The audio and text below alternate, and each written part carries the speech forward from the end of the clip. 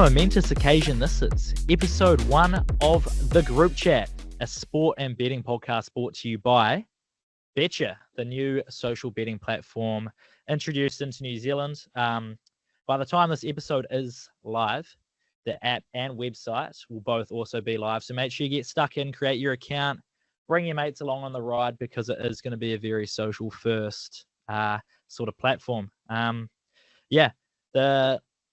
Group Chat. We are going to be here every Tuesday and Friday talking about what's happening within the sporting world, all things relevant. Our Tuesdays shows, they're going to be covering everything you'd be sharing to your group chat over the weekend, anything you send in to your mates, you yarn about, we'll probably be talking about.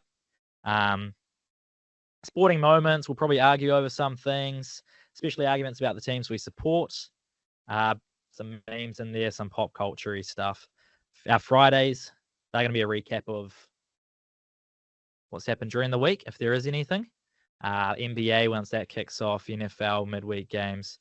But we're also going to be previewing the weekend, what's to come in the weekend, and throwing a little bit of punting in there, sprinkle a little bit.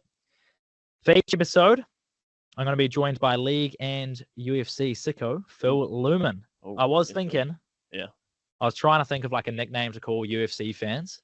Or like what, I don't know, what is a nickname a UFC fan would be? That's a great question. I couldn't think of any. So we just went with UFC and League sicko. Yeah, I'll take it. Is there anything that UFC fans get called? I couldn't find anything.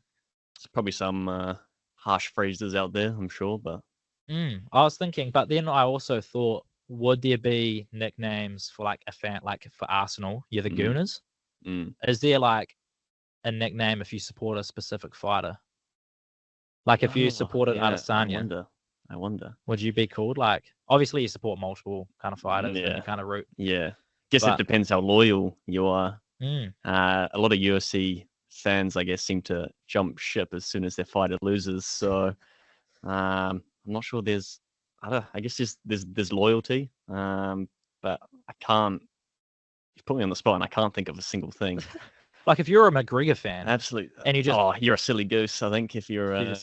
he's called the silly goose. Is notoriously drinking himself away. I hope we see him fight, but it's not looking good after he pulled out. No, that's going to be interesting. And he's just been kind of partying nonstop since, so... Yeah. Do you think he fights before the end of the year? I hope so. You hope so? Hope to see him back. We'll see. Cool. All right. Well, we didn't achieve anything there. There might be something we look into, or we could just, I don't know, nickname the UFC fans as a whole ourselves. Let's make one up, I reckon. We'll think about it, and we'll come back on Friday with our UFC fan nickname, hopefully. Sounds good. Yeah. All right. So we'll be very much interested in the All Black season as Razor looks to make his mark in a successful first year in charge. We'll throw a little bit of NPC in there because that's kicking off soon. Cool. Rugby League, obviously, getting down to the business end of the season. And I know you'll be keeping a close eye on it, Phil. UFC 305 in Perth is also on its way. And we'll no doubt preview that in the upcoming episodes. I know you and I are both hyped about that. That'll be pretty cool. 100%.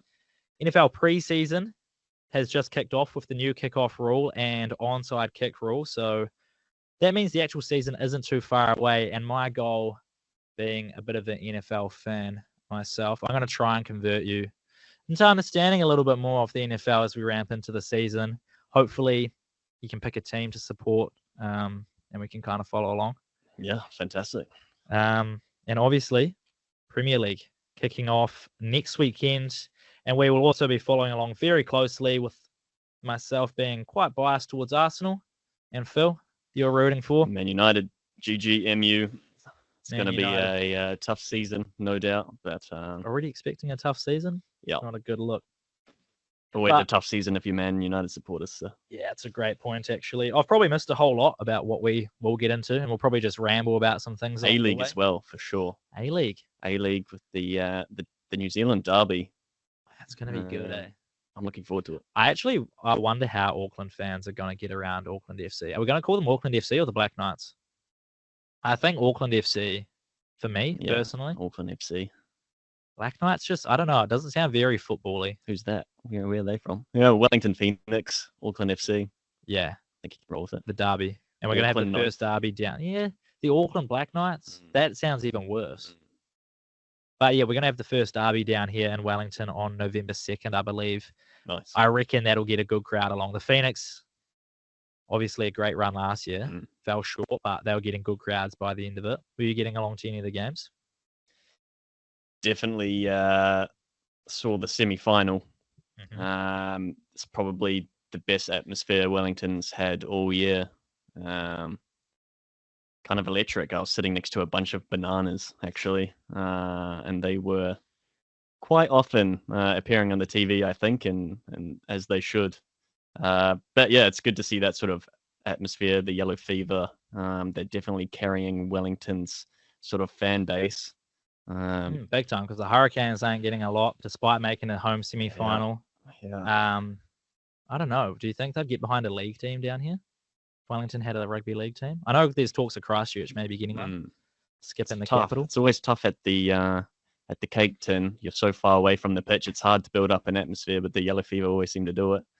And you can hear those chants across town. So, oh mate, when Zawada scored that equalizer, but then even though we lost and like that was sad, but for the whole week after, I was just going Zawada,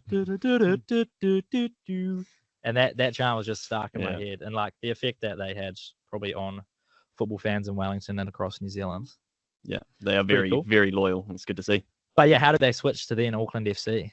Obviously, Aucklanders are going to be to it, but interesting what the rest of the country does. Yeah, I think everyone outside of Auckland will still be very on the Phoenix. They won't like the new boys, but yeah, I can imagine everyone in Auckland naturally will gravitate to Auckland FC. What are you going to do? Because obviously we're going to be closely working with Auckland FC along the way. I'm plead the fifth, no comment. I'll watch as an innocent bystander, sort of. I don't know. Hey, that's a tough spot to put us in. That is a tough spot to put us in. I think we'll support them throughout the season. Auckland FC or the Auckland FC. Yeah. Well, support both. They're both Kiwi teams. You have to. Well Stuff said. the Aussies. Yeah. Back the Kiwis, and when they come head to head, you just have to hope for a big game. And as long as you're getting a spectacle out of it, there's some rivalry building. I hope there is a rivalry that becomes a big derby. Yeah, I think that's what any sort of fan would want. Like a football derby is kind of peak football, and I hope that's kind of what we get with these two teams. Surely. Obviously, we've got the across the ditch kind of aspects to all the Phoenix games, but there's no like real, I don't know, derby mentality going into many of those games. So hopefully that's what comes with this Auckland FC. Being the group chat and all, we probably will fire off some things that are just coming across our socials and everything. I don't know if we want to talk about some of that now. Up to you. Is there anything that's caught your eye recently? There is some form of a trend that's popped up. And it was actually, I saw it from the Bulldogs first, the NRL Bulldogs. And it was, give me my money. Give me my money. I don't know where it's come from or what it stems from, but you go around in a circle and then someone at the end is unfortunately the dud of the group, and they go for that, give me my money, and there's just no celebration, no cheer. Everyone dead walks silent. Away, dead silent. And it's always awkward the kit man. It's either a kit man or the dad that gets absolutely bullied in this trend. The dad catching strays, they do. It's literally straight up bullying, to be fair. But it's so funny. I feel so bad seeing it. It is funny. Anything else along that's stopping you scrolling? That's not really. Obviously, Deadpool came out pretty recently, so there's some Deadpool and Wolverine memes floating around. And the old In Sync bye sort of songs come back into the mix. Bye. You're singing that in the office today. It's stuck in my head, and it will be for probably the rest of the week at least. It's about it. I'm trying to think what's come across mine. Obviously, there's probably going to cut that out, but obviously a whole lot of Olympics content. But yeah, I don't know. I just lots of like food reviews. I'm getting lots of food reviews, especially in New York. Lots of New York pizza, New York bagels. Italian sandwiches. And every time I see it, it just makes me hungry. And obviously, actually, lots of college football on my end. College football season's Naturally. ramping up, but also the college football game. A whole lot about like the Penn State wideout trying to play in Penn State when the stadium pulse is at its peak. Penn State wideout? Penn State whiteout. Penn State, one of the colleges, it's notorious for its walk-on program, actually. So it's non-scholarship athletes coming along, and they get picked up into the team. But their stadium is either number 1 or 2 across the world for capacity. And the whiteout game is when everyone in the crowd, they're all Penn State, they're all just wearing white. Oh, no. And it's just mental. Not the Ku Klux Klan, surely. Surely not Penn State. That could be quite the vibe they were going thank for. God. Thank God Penn State is always. That isn't, I don't think, I could be wrong. I don't think that's the vibe they were going for. Okay, just checking. Wow. But yeah, lots of around that, and it's difficult to go ahead and play Penn State. What's the capacity for Penn State? Could be wrong. It's well over, I want to say it's well over 110,000 people in there. For a college stadium. That is very American of them. I'd be sick if we get a little Penn State whiteout graphic somewhere. Yep. Right now. Penn State. Yeah, the whiteout. Look at or that. like a little video from it. But this is the whiteout. I'll show you it. That is insane. Yeah, and obviously looks like a Real Madrid sort of. Yes, the Bernabeu. Yeah. 110,669 people were at Penn State for the whiteout game. Wow. I don't know why they do it, but it's sort of like, what's their walkout song? And they have like an Enter Sandman, Kansas City Chiefs. They've got their chant. Yeah. I bet it's electric with that many people. They definitely have one. I can't think of it off the top of my head, but I know on the game, Mo Bamba is always playing. It's always Mo Bamba. Damn. So there you go. All right, let's come a little bit closer to home. Rugby Championship kicking off this weekend. All Blacks versus Argentina and Australia versus South Africa. The Springboks. I did forget to mention, I think, that you're of South African descent. So yes, this is true. Oh, sorry, Yabru, yeah, for sure. Yabru. Yeah, do you call people Oaks? No. You ever heard that? Yeah. They use Oaks and Brew a lot. Oak back and in Brew. Durban, you can't get away from a braai on a weekend as well. So, yeah, no, Oaks. Hey, Oaks, listen, we got to play well today, boys. Okay, Oaks, that's got to rip into them here. And I don't know why I'm surprised, but I shouldn't sound surprised, but that's quite good. I think that was pretty average, but that's really? good that you say that, because then I'll say, cool, I can now do. I thought it was. It's been a long time since I've heard that accent, but yeah. So Springboks haven't won the Rugby Championship since 2019. Obviously, coming off the back of a World Cup win. Do you have any expectations for them going into the Rugby Championship this year? Yeah. I mean, I think there's always expectation for your team to do well. They've got a solid squad, but at the same time, I don't know if you've seen it. The amount of injuries floating around, you could actually make. You could argue you could make a starting 15 out of the injuries for the Springboks. When have all of them occurred? Because they were looking quite. Obviously, they had that one loss against Ireland. Yep. But the team itself looked sick. I'll read this off to you. Okay. Stephen Kitchoff, Hugo Venter, Trevor Inyakane, Jean Klein, Franco Mostert, Buthelezi, Dupree, Evan Roos, Faf de Klerk, not in the mix. Jordan Henricks there at 10. Quayne Horn, who debuted recently. Andre Oosterhuizen, obviously, the centre, number 12. Yeah. Kanan Moody, who's obviously electric. Edouard van der Merwe, who also made his debut this year. These guys are all injured? Damien Willemse, 2-time World Cup champ. So, jeepers. Considering that, I didn't realise how much depth we actually have, because our squad is looking solid. You're still happy with how the squad's looking? 100%. I'm very excited. Who are you most excited about? Probably Sasha, or maybe a Fassi at the 15. I hope Afili Fassi gets some game time. He was so good against Portugal, and Sasha's always come off the bench and he's been really strong as well. And he can sort of play. Do you reckon 10, he will earn a start at some point during the series? At some point, I see it happening for sure. But yeah, it'll be interesting to see who starts at 9. And Billy LaRue is potentially on his way to getting 100 caps as well this year. So there's no doubt they'll want him there for the experience at the back. So it'd be cool to see that as well. So is that a bit of like we could kind of relate it to the Sam Cane thing here, but like a bit of a farewell tour, getting him to 100 caps, like a bit of a just keep him in 100 caps, or do you think he's actually earned the spot, and that not just playing him to get him to 100 caps? I think he's still playing well, but yeah, these young guys coming through, you're like, oh, it's hard not to start Fussy. Like he is so good under the high ball. I don't think he dropped a single one. There was one mistake where he had his leg up too high and he got a yellow card or whatever for it. But he was catching everything. No one could contest him at the back, and you go, why would you not start Fussy? But Billy LaRue tried and tested, good on attack. Yeah, I mean, but probably, I can see him on the way out. On the way out. So you reckon he gets his 100 games and then he's gone? I hope so, and I imagine that will be the goal. Accolade, eh? That is nice. Huge.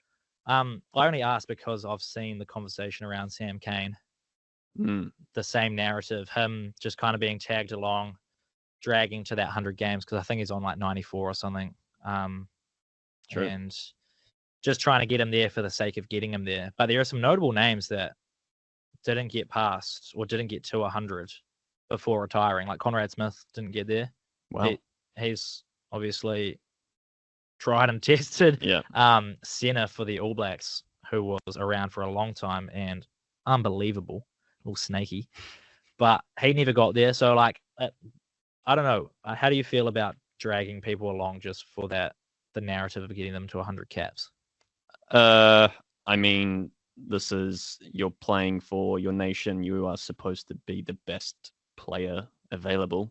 Obviously, it's either got to be a player that the coach is comfortable with, or it's got to be the best player suited for that position. And that's how it should be. I don't think it should be based off accolades or a sort of, buddy boys club. I know you, so you'll play. Get the best person in there. And whoever that is, it's up to the discretion of the coach. So do you think if Sam Cane, because he has been included in this Rugby Championship squad, do you think if he plays, it's a case of him being the best in the number 7 jersey? Or do you think they're just chucking him in there to... I think it's probably... No, I think they'll pick him because of his experience if he's starting. I mean, don't get me wrong. Awesome to have him in the squad from a leadership perspective and experience perspective to kind of develop those younger guys. Yeah, absolutely. I just don't know how I feel about if he should be starting. If he comes off the bench, great.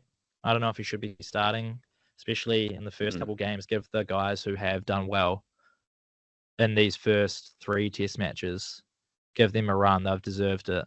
Yeah. And then if they don't perform, if they don't go well, bring him back in. For that experience. Yeah, I mean, he probably is in that squad for that leadership and that knowledge, and his experience will undoubtedly help the squad, and especially the younger guys coming through. So I'm also a Chiefs fan, so I'm also biased, but towards Sam Cane? Yeah, for sure. But whether he starts or not, we'll have to wait and see. Yeah.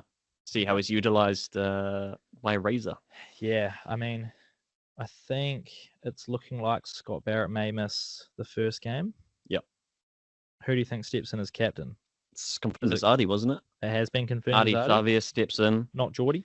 Both being one. No, not Geordie. I think Artie Xavier fronts up there. I think that was confirmed recently. And then someone else comes in for Stephen Perifetta, the injury cover. It was Plummer from the Blues. Yep. He deserves a shot, I think. Harry Plummer, yeah.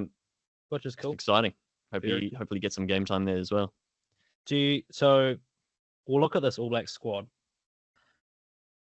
In the squad named for the England and Fiji, Bowden was down as fullback or outside back. He's now been named as a first 5. If you throw Harry Plummer in the mix, do you think he gets a run as in the first 5? Like, is Bowden going to start 15, or are both Damien and Bowden going to be fighting for that 10 jersey? Well, Ruben Love's also in the mix there now. He's been named in the squad. Will Jordan's in the squad. Yep. So, if anything, I think Plummer's probably that cover for 10 and 15. Very much so injury cover for either spot. So you don't think he'll get too much of a run unless there are probably not. I'd like to see him get one. I don't think he will though. Is there anyone else in the squad that has been named surprised you, or that you're happy about seeing in there? Noah Hotham. Deservingly. Love seeing Finlay Christie not in there. Ooh, spicy. Yeah, I'd say I was surprised that Finlay Christie was dropped. So am I. But I'm happy he was. He did not deserve to be in there. He's you don't think quite so? Clearly our number 5 halfback. Right. It's Roygaard, Perinara, Ratama, Hotham, Christie. Quite comfortably, I reckon. Yeah. He comes back in if one of the 3, Ratama, Perinara, or Hotham get injured. Yeah. Because you have to. Yeah. But he was just too slow. All Blacks just couldn't play their game.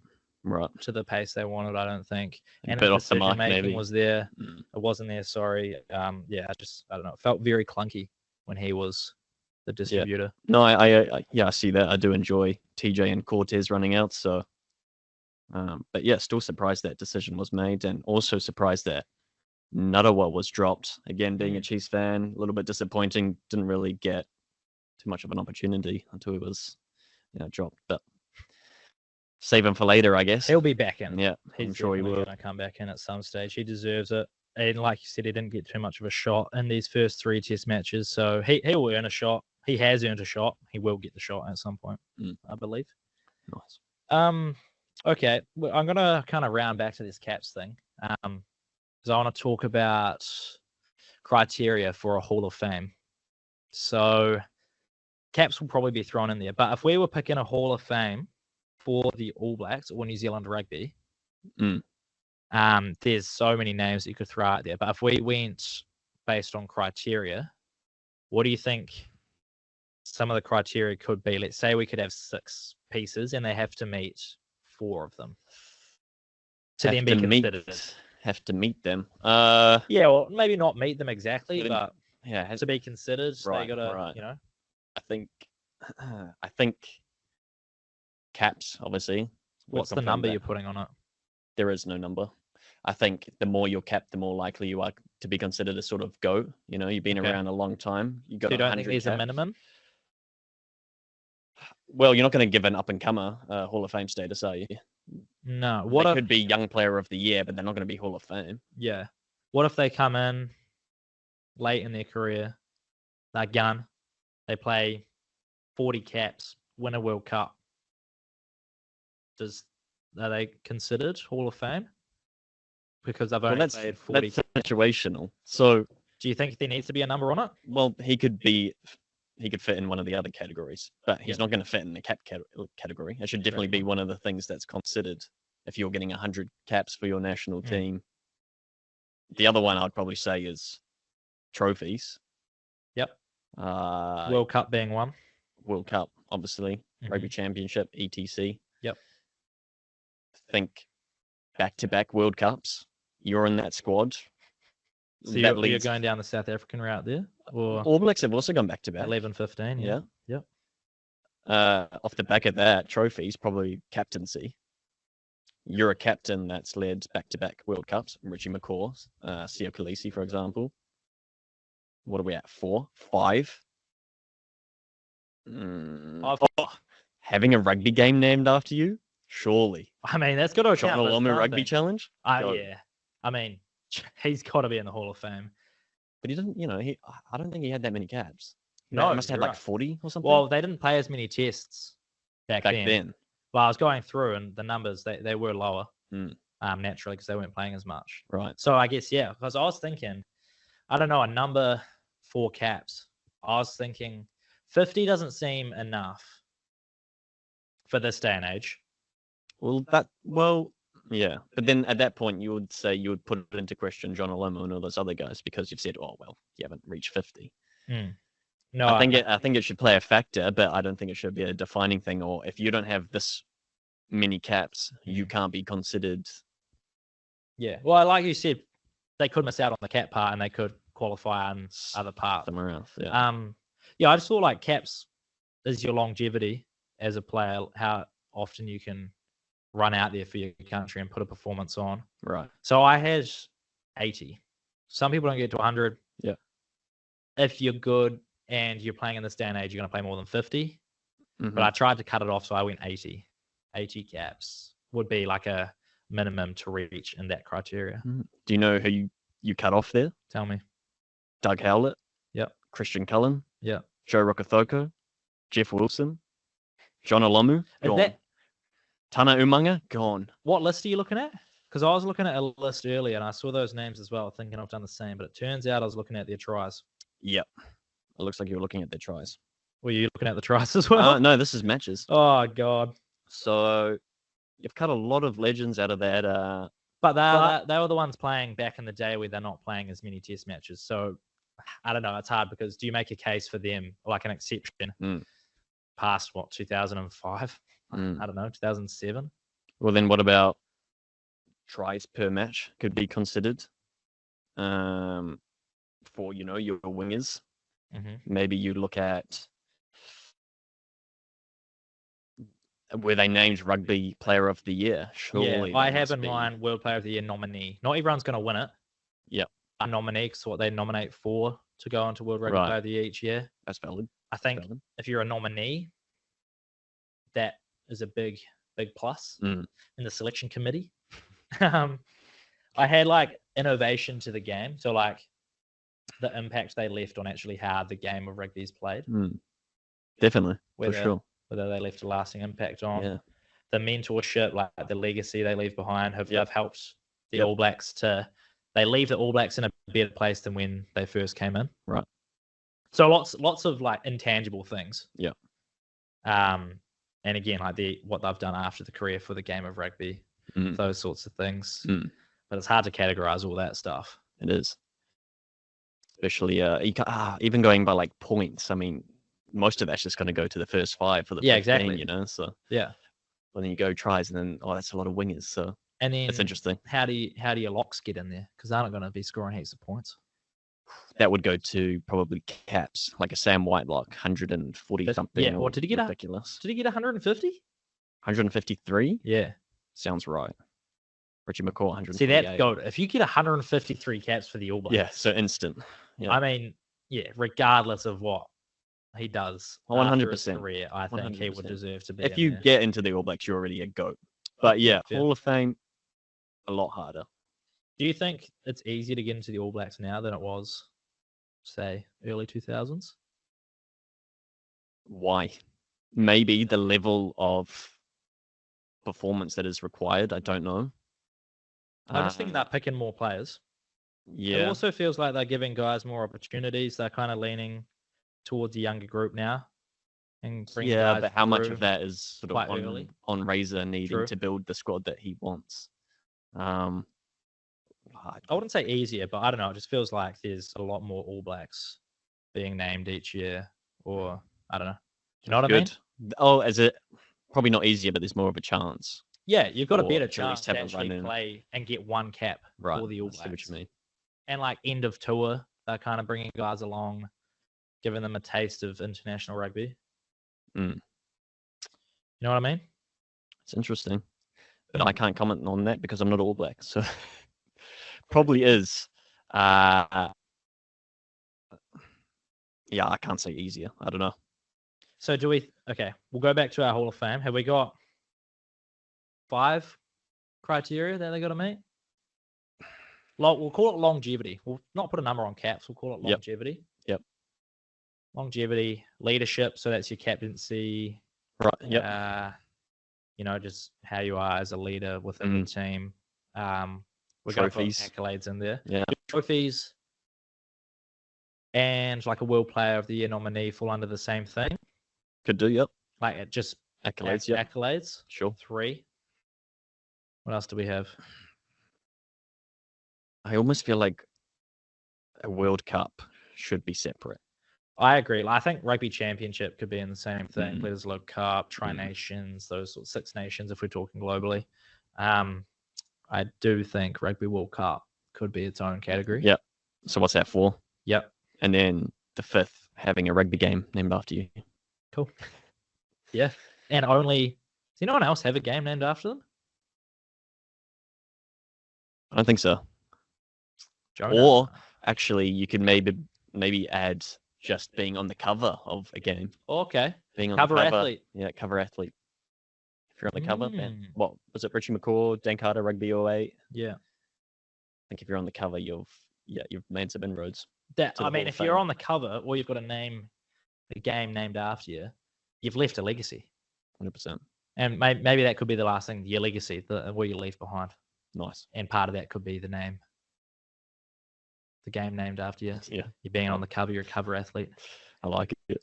Nice. Okay. So maybe next time we could go through and see who fits into our All Blacks Hall of Fame under that criteria. We're going to go NRL because we're going business into the season. Yep. I did want to jump straight into what is left for the Warriors season with 5 rounds left, but they got to buy. So Yep. 4 games left. Yep. Kind of what else is left, but obviously with Sean Johnson retiring, I think that has an impact on how they finish out the season. Probably gives a bit more meaning to the rest of the season, if nothing else. They'll want to win every game, especially now.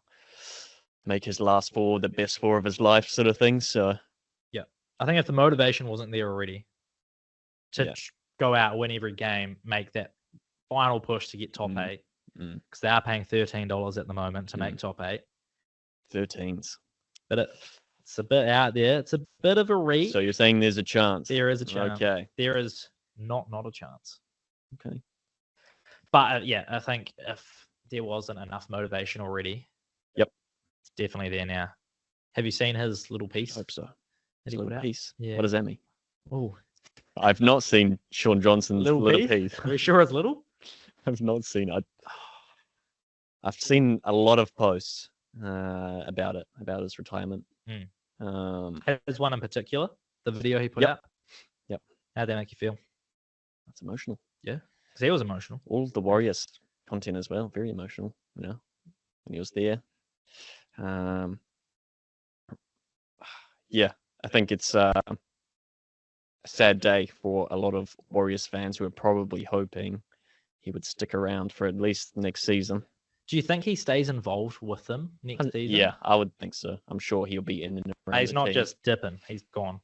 I'm sure he'd turn up to some trainings and whatnot, some team gatherings, but I don't see him following. Help develop the half pairing and just kind of, obviously it's there already with him being involved, but once he's gone, does he stay kind of, I don't know, in the realm of the Warriors world? Yeah, maybe with Jet Cleary coming into the mix. Yep, good point. Surely he can stick around and help out Jet. Maybe. That'd be sick. Maybe. That's what I see happening anyway. You do see it? To really know what happens. Yeah. Okay, so the Warriors have the Dolphins next week. Who do they have this week? Oh no, this weekend, Dolphins. And then they have Manly. So we beat the Dolphins in Manly? Well, we have to. We have to? Do you think we do? Yep, we have to. So it's got to be done. They're in the both way. Very beatable teams. They're in the way of top 8. We need some results to go our way. We need to beat both of them. They need to lose. Then they take on the Doggies. Oh, not the Doggies. I've enjoyed the Dogs this season, actually. I'm not going to lie. Do they beat the Dogs? L for the Dogs. Send them to the kennel. And I think if the Doggies lose that one, they're going to stay in the top 8 anyway. They're currently sitting in 5th, depending on results, obviously. And then on the 31st of August, they have the Sharks. Yeah. So it's a tough home stretch. Probably the bye in the last round. So there's 2 points confirmed in the bank, baby. And that's a Doggies home game, is it not? It is a Doggies home game, potentially Sean's last home game. Was the Sharks at home? No, I don't think so. Sharks away. Sean's last game then. It will be Last his last home home game, yeah. game because even if they make top 8, they won't play any games at home, will they? Because they'll probably just slide in there. Mm. So, yeah, Dogs will be his last home game. Huge. So, yeah, tough stretch. Dolphins, Very tough. Sea Eagles, Bulldogs, Sharks to round it out. How many points? And then the bye, 10. There's potential 10 points on offer. They probably need all 10, right? They need all. Well, they'll definitely get 2 of those. They need the other 8. Yeah. They definitely will get 2 of those. And then I think, yeah, that puts them on 31 points. 31 points. And we were saying, what, if you're around that 30 to 32 mark at the end of the season, it can happen. Should be, there's a chance you make top 8? Yep. Okay. Speaking of top 8, who do you think is going to be a surprise team that can make a deep dive into the what do they even call the playoff? Like the knockouts, yeah. Knockout stage. What do that? Does it have That's probably playoffs. I don't know. Yeah, elimination rounds, because there's the eliminator final, qualifying final. It's that weird grand final, preliminary final. Yeah, all sorts of business. Yeah, all sorts. So yeah, who do you think? One team to make a bit of a deep dive and go maybe semi-finals, grand final. Yeah. Well, as I said, I've definitely enjoyed watching the Bulldogs play this season. Mm-hmm. They've been unlucky to probably not have a few more wins to their name as well.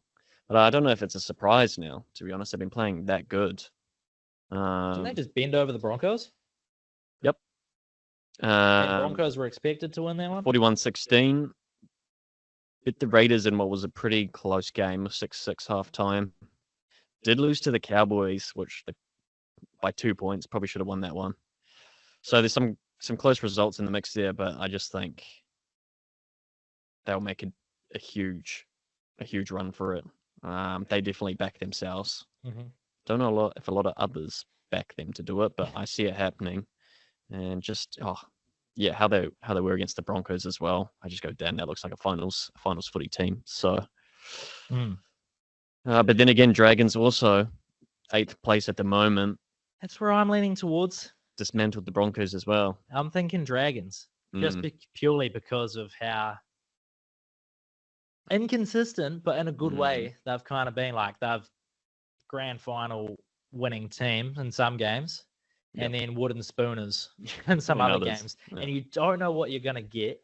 No, you don't. But I think with their run into the finals, they have the Bulldogs, then the Titans, Sharks, Eels, Raiders. Yep. Titans, Eels wins there. Dogs will be a good game. Sharks will be a good game. And Raiders, potentially, that game could be a defining top 8.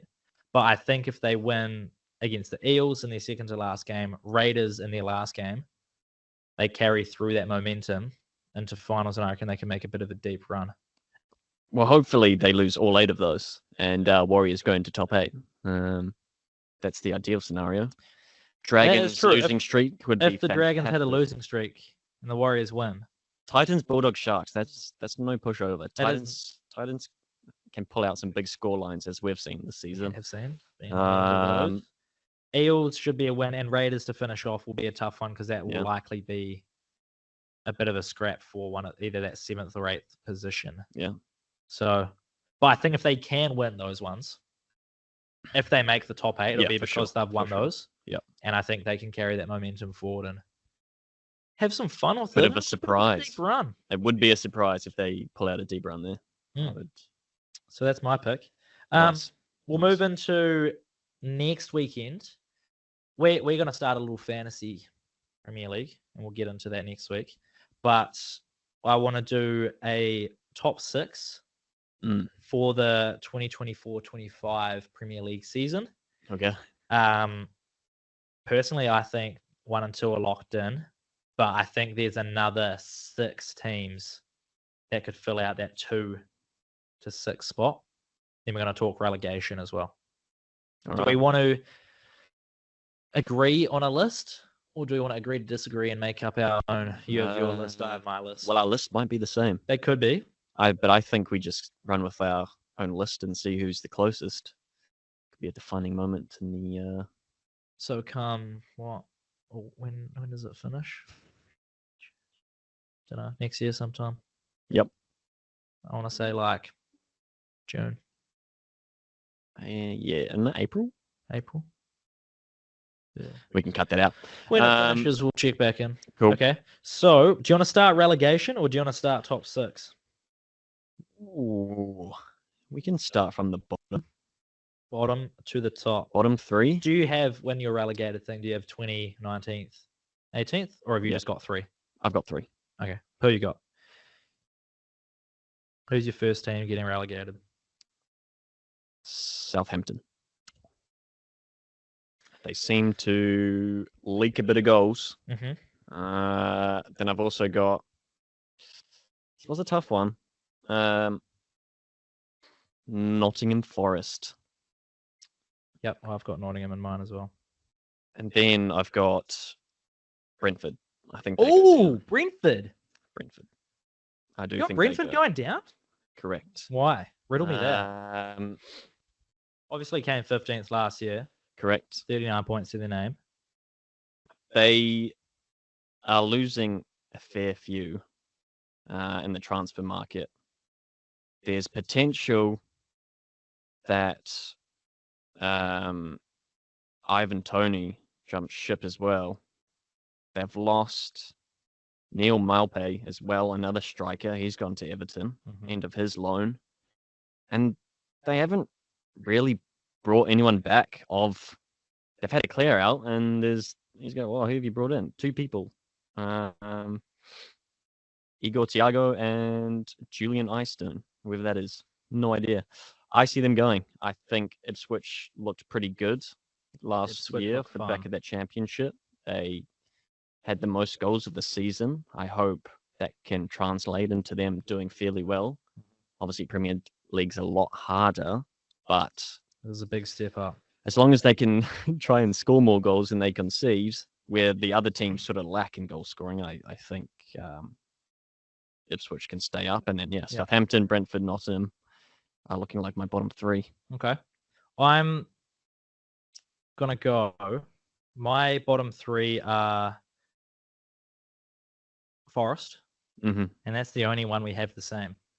I have Leicester in there. Ooh. I just don't think they're going to stick around. Not a whole lot of reasoning behind it. I just don't think they do. And as much as I want to be proven wrong, I do want to see Ipswich stay up. Yep.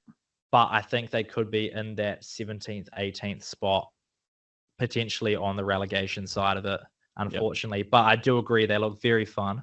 Yep. They look like they want to take the Premier League on. Obviously, back-to-back promotions from League One, Championship, Premier League. Yep. And Kieran McKenna is just, his style is so much fun. I think one of their goals they scored last year was up for goal of the season across all of it. And they've done good business, but it's just about how they compete in the Premier League against the heavyweights. Yep. If they can, I like that you said that if they can score more goals than they concede. Yep. I think if they can keep more clean sheets, they will stay up. Yep. But if they want to stay competitive, they're going to be scoring goals, no doubt. They got to keep more clean sheets. Yep. Whether or not they do that, I hope they do. But at the moment, I do have them going down. Forest, we can agree on Forest. Yeah, they concede and they don't really score much. I think, 9 wins, 9 draws, and 20 losses last season. Something like that anyway. Yeah, I think it was they got a little bit lucky. They were one of the lowest scoring teams. I think only worse was Burnley and Sheffield United. So, I'll tell you what, Brentford, I was surprised that you'd had Brentford going down. They did finish 16th last season. They were 15th or 16th? 16th. Everton 15th.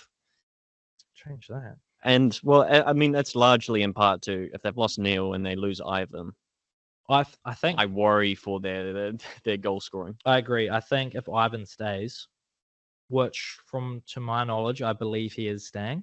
I think Yeah. he might shoot them in the foot, and instead of them being able to sell him, leave next year on a free deal. Right. Which obviously means Brentford aren't going to get any money out of him. So then do Brentford then try and push him out now to get some money? If he's not, if he doesn't resign, if they think he's not going to, then they're like, oh, if we get relegated. Maybe.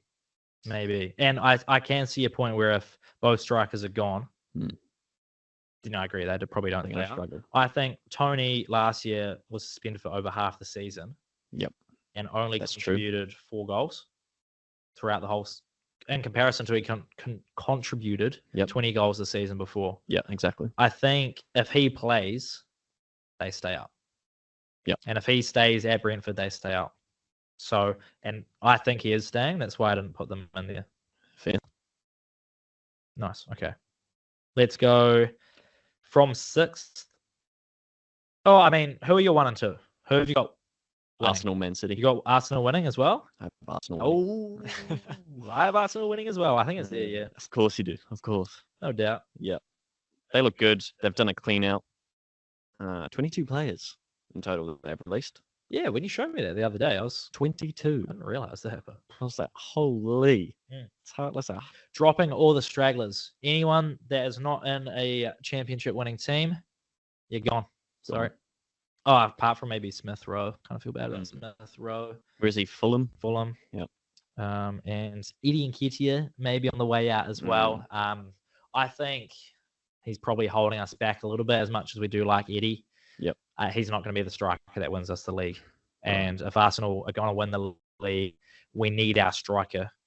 Tony was in the mix for a little bit, getting Ivan Tony. But I think we're looking at Newcastle's Isak. But he is going to be a hefty price and looking well over £120 million. I don't know if we're going to pull the trigger. He is solid. I liked him for Newcastle. I like Newcastle a lot. These last couple. Where do you have Newcastle on your list? Are they making your top six? They're not on my list. They're not for me either. I did go down to 8th and I put them at 7th. Yeah, they could. They could be around there. So you've got Arsenal. But again, 1. they've lost a few players as well. So I don't know. Yeah, Arsenal 1, City 2, and that's just purely because it's Arsenal's time. City not going to win 5 in a row. Is that what you're thinking? I think so. There will always be a tight competition there, but Man City always going to be up the top. Yeah, as long as Guardiola's there, but they haven't been that active actually. No. Maybe that's a good thing. He's certain of the players that he has. Only got the one player in, so. But I think Arsenal have just been looking real good. They probably could have had it last year. They kind of almost bottled it in a way. Did a little bit. Because they had some insane results. Learning curves. 2 years worth of learning. Cleaned out 22 players, getting the mentality right. Maybe it is Arsenal's season. Who have you got in your third? Third place. Aston Villa. You think Villa are going one better? I do think they're going one better. They've been busy, 8 transfers. And, Emery, very, very respectable in his managing career. So I expect them to do much of the same as last year and really push for that. Do you see them doing a Brighton? And now that they're playing European football, especially Champions League, yep. Do you see a drop-off? Obviously not, because you have them at third. Yeah. No. I mean, I have them at fourth. I did pose that question in my power rankings that I'm doing. Yep. I just think they're a better side than Brighton, obviously. Yep. And so they're going to cope with it better. I think I had them still at fourth. Yep. Because it is a hard balance. Yep. Maybe if they weren't playing European football this year, they could be in third, looking at maybe pushing on the top 2. Yeah, that's valid. It's a valid angle, but I think that's up to how Unai Emery manages that whole situation. Yep, and I think he'll take care of it. He's been in the mix of European competitions before, so surely, but it is, with player injuries these days and the intense training regimes, maybe it is a factor. But I still think they'll be pushing for that top 4 spot. So you have Villa in third. Yep. I have Liverpool in third. Where do you? And I have Villa fourth. Where do you have Liverpool? They're not even in my top 6. They're not making your Liverpool aren't making your top 6. Nope. You're not a fan of Slot. Who?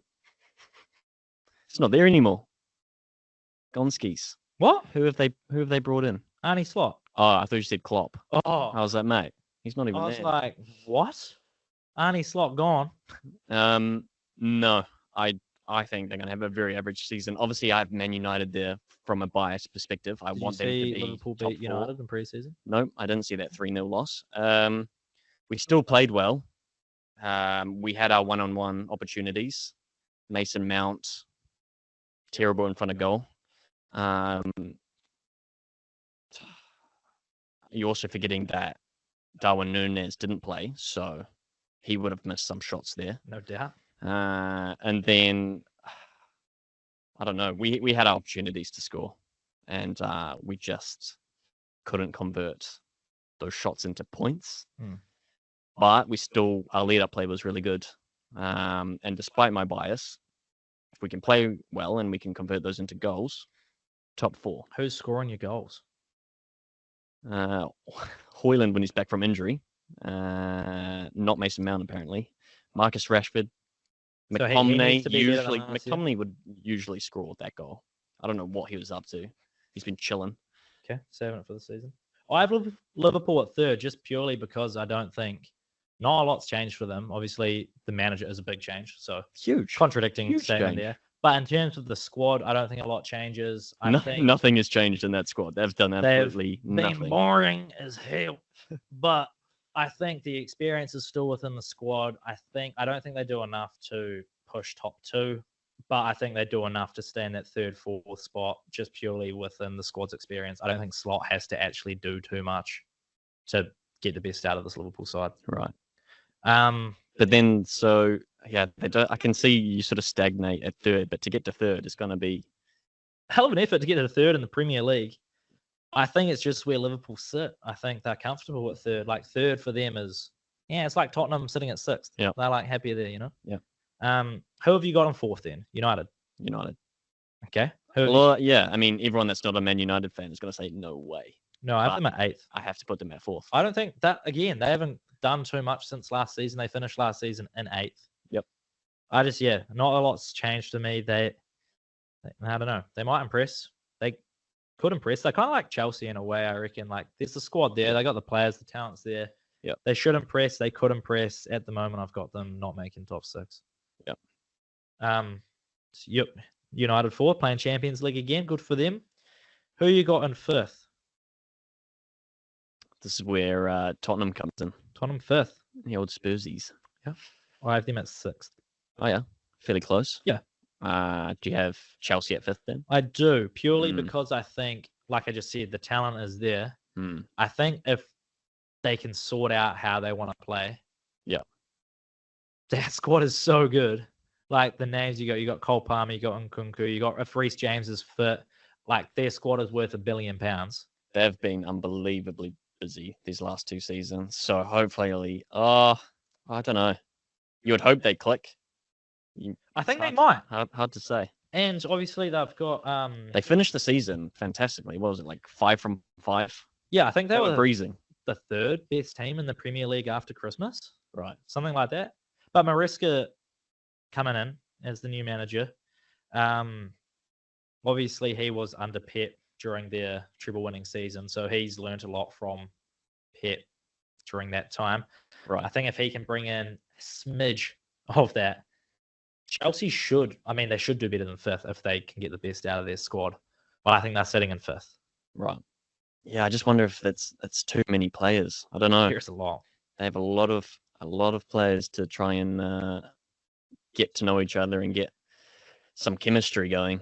Be interesting. But I do see them up in that top 6 spot for sure. So you've got Chelsea at 6. Chelsea are 6. So you got Tottenham 5, Chelsea 6. Yep. I'll flip them.